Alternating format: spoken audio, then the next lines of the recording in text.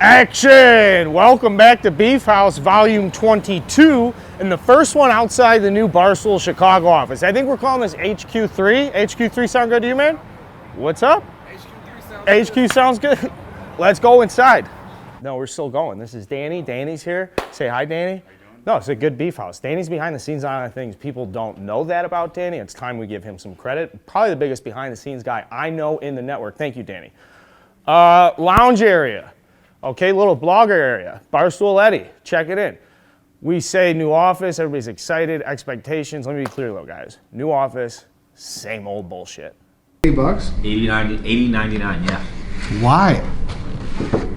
Listen, this guy just thinks he could sit next to me and crank out cameos. Like, whatever, do what you want to, like, if you want to do cameo, fine. But you can't just sit there and go, listen, what's up? It's White Sox Dave.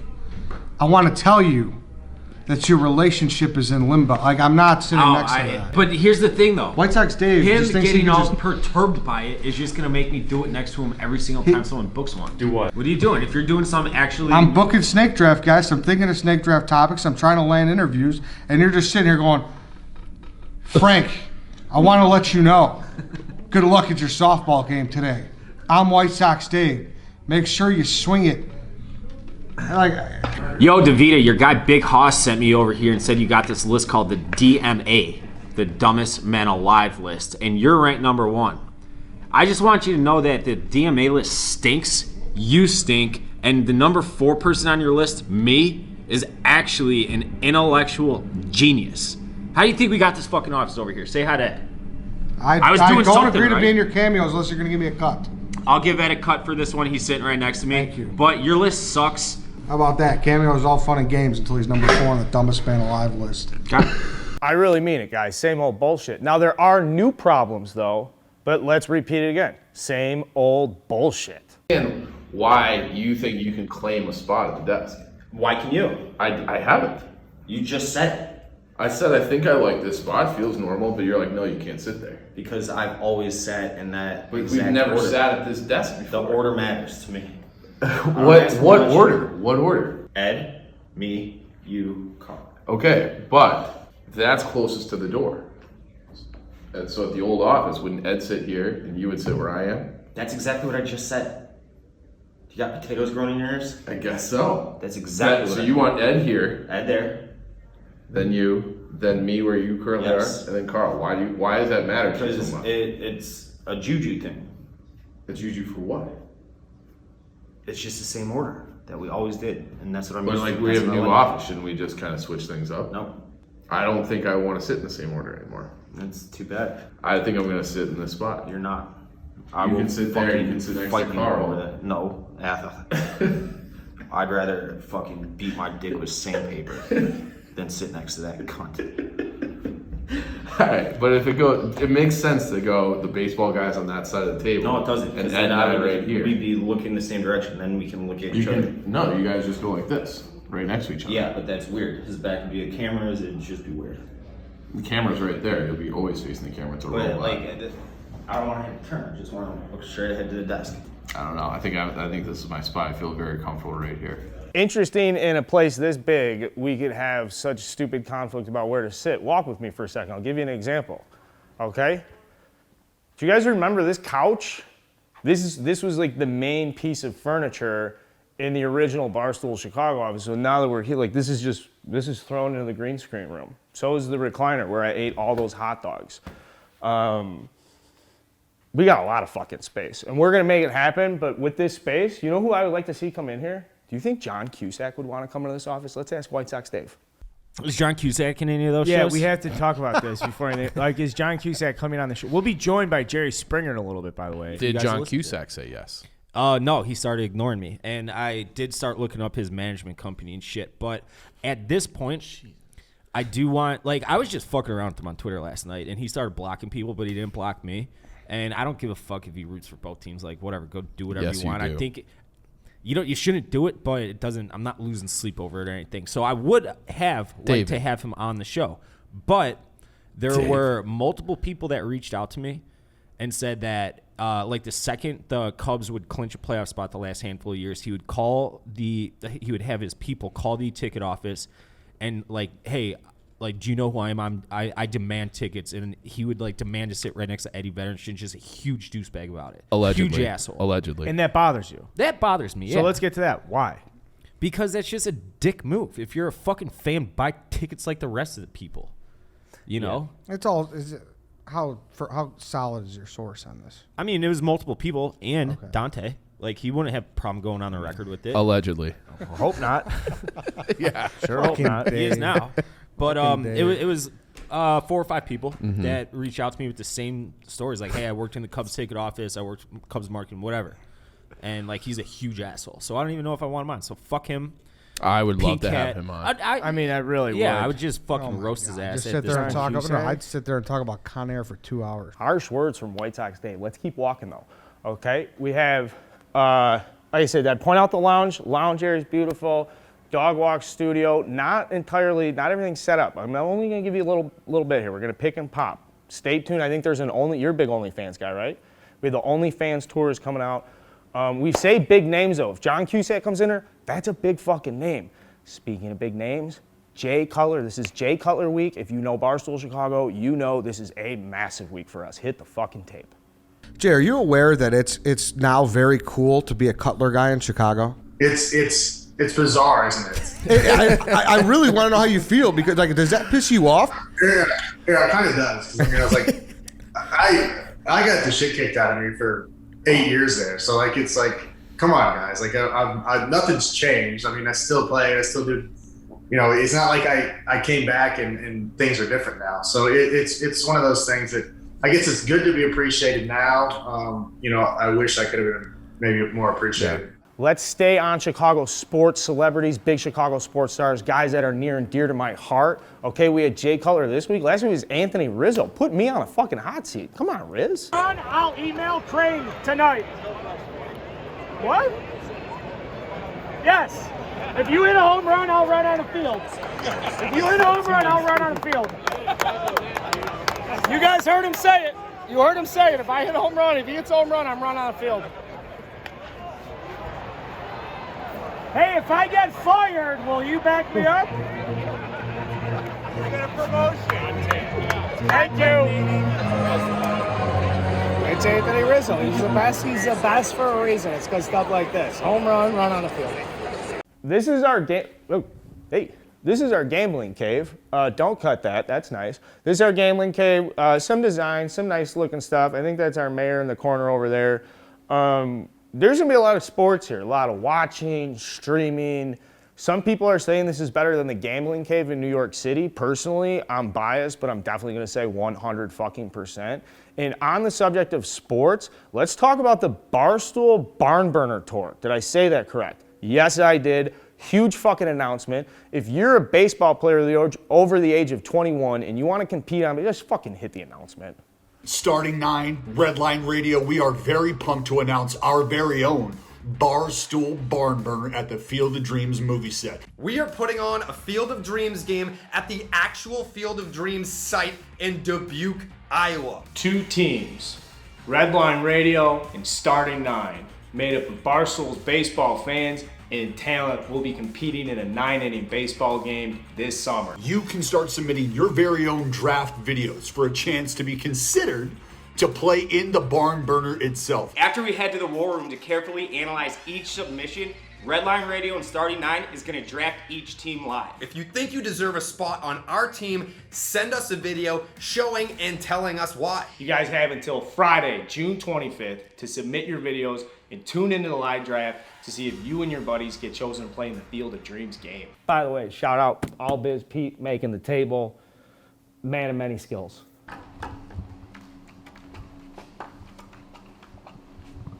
Just want to get some behind the scenes of you being the backbone of building this new office. Yeah, no job too small. Who would normally be doing this? I don't know.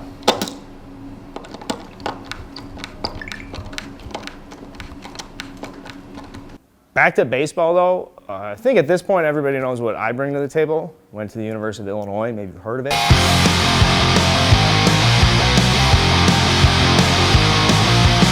But you'd be an even bigger idiot to bet against White Sox Dave. Okay, we're talking about a brain of epic proportions, some would say. Yeah. Now, Coley, have you met Magic Johnson?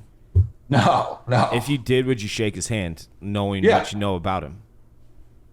Yeah, just like Jameis, I'd be clutching the antidote in one hand, and I would shake his hand firmly with my right. What if he just got done playing a pickup game and he's nice and sweaty, and there's like sweat that could get on you? And I don't think you know how seep in HIV transmits. Pretty Is this what we're talking about? This is what we're talking about. Okay. Just shaking hands with White Sox Dave can never be too careful. And when we say never be too careful, let's talk about the viral video draft. This was probably one of my favorite snake drafts we've ever done. By the way, this is the kitchen area Barstool Chicago, if you couldn't tell. But the viral video draft, absolutely unbelievable. Did you know we own this video? Terry! I'm going to go seasonal. I'm going to go holiday. I'm going to go 4th of July. I'm going to go Terry in a wheelchair. Oh, great. Lord, Terry! Bag up, Terry. Put it in reverse, Terry. Put it in reverse. Oh, Lord, Jesus. Oh, Lord. Oh, Jesus. What you doing, Terry? Terry, what you doing?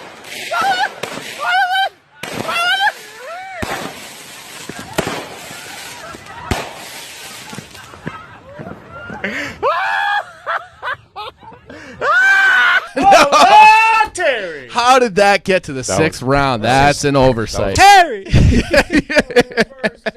It's like up there with St. Patrick's Day. With St. Patrick's Day and the Leprechaun. Fireworks are going off all around. And to be fair, I think it's funny because I think Terry does okay. At the end of the video, it's fine. Terry's fine. Everybody's laughing. I love a good snake trap. Let's stay promotional for a second, too, okay? Food fights. I've been talking about these forever. By the way, food fights, our snack situation, absolutely fucking terrible. If you can help me with the snacks, let me know. Doritos didn't pay for this, but these are fucking good. Food fights every other Friday, guys, until I say otherwise. Tune in, or else you're missing out.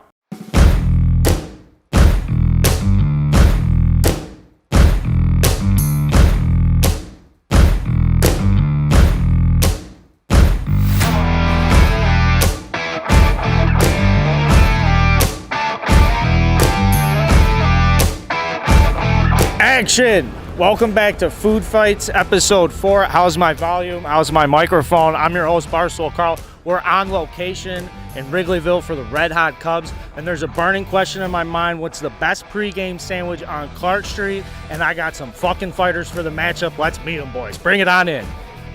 In this corner, we got Roost Chicken. Do it. Roost, baby. Okay, and in this corner, we got Lucky Sandwiches. We're giving them a home field advantage. Back check. Got him live. Fuck yeah, I'm so happy. Oh,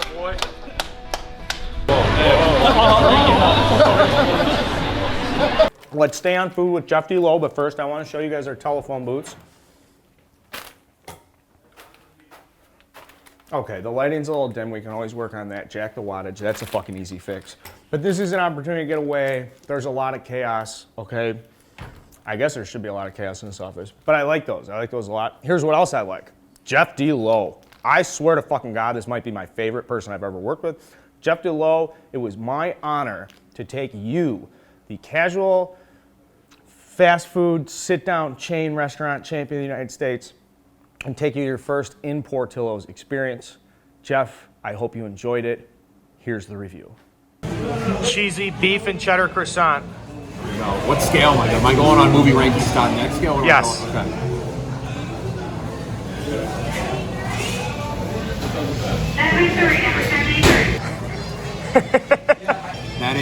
That's a Back to the Future. That's a Willy Wonka in the Chocolate Factory. Oh, goodness. This is as good as anything I've had. A 10 out of 10. First review in the books, 10 out of 10. I think I got a little beef juice on the camera here. Give me a second. Oh, yeah. Wet dipped, extra sloppy. Oh my God. We'll convert to a Glenny both meal. We put the movie rating scale out of business on the last sandwich, 100 out of 100. I mean, that's a 4.9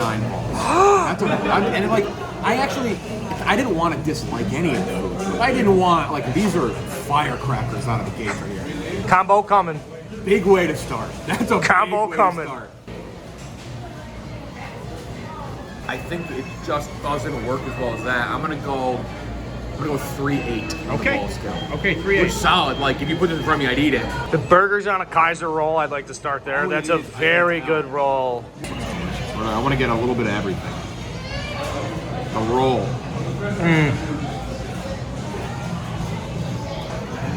4.0. 4.0. But that's a really solid burger. Look, I gotta admit something here. I've never had a Chicago style dog. Never had one.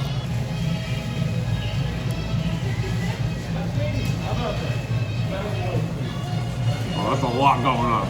It's good. I mean, that's for me. I'm gonna give that a 3.6. Like This is a 3.6? It's good. I just like anything over a 3 for me is gonna be good on the ball scale. I'm not as good on the ball scale as I am. All right, 3.6. I'd give that a 78 on the movie rating. Okay. Okay, that's a little easier. You'd watch it. Gonna try the onion ring. I mean, I like the way you ate that onion ring, Jeff. Be honest. You eat an onion ring like a pro. 4 or 5. I'm gonna rate it. That's You popped that one in there real well. That's a really good onion ring.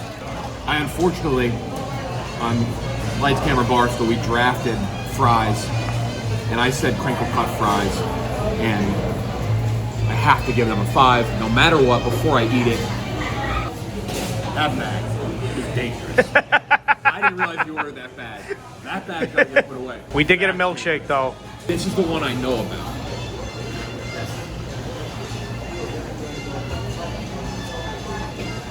Come on. I feel like such a like a clown giving out all these scores, but that's a 5 as well on the ball. No! Yeah. Wow! Do we want to round up? Can you give me a total? Smorgasbord, the Chicago sampler platter.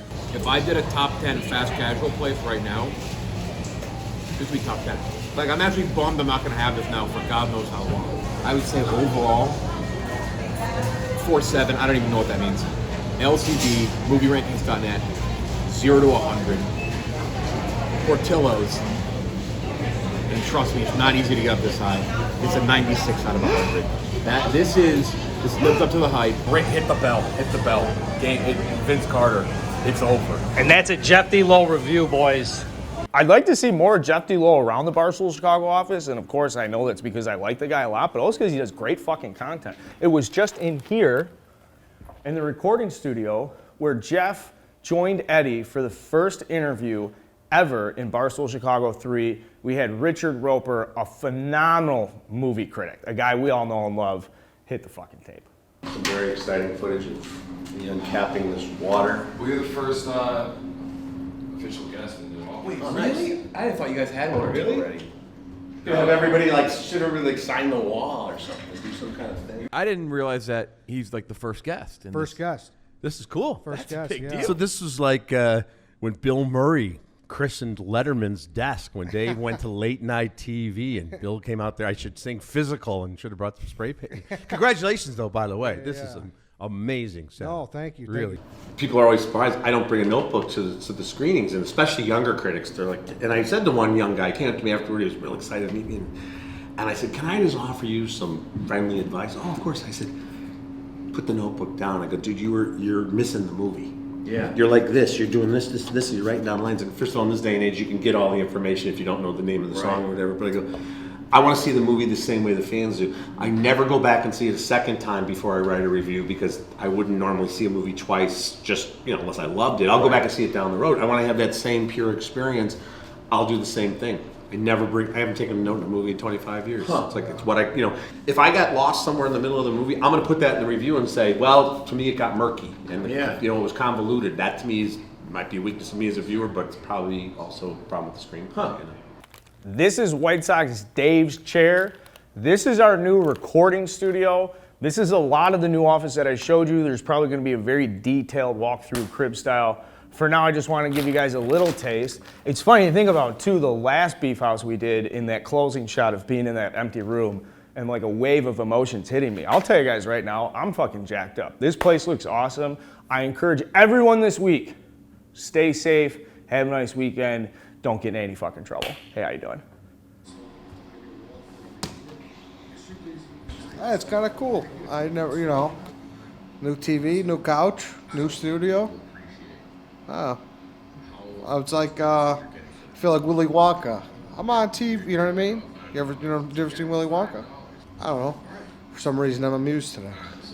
You ever watch yourself before? No, I don't. I typically don't. But I want 75 inch in the house. So I popped on a dog walk. I'll probably close it out soon, but it was, I don't know, it was cool. Looks nice.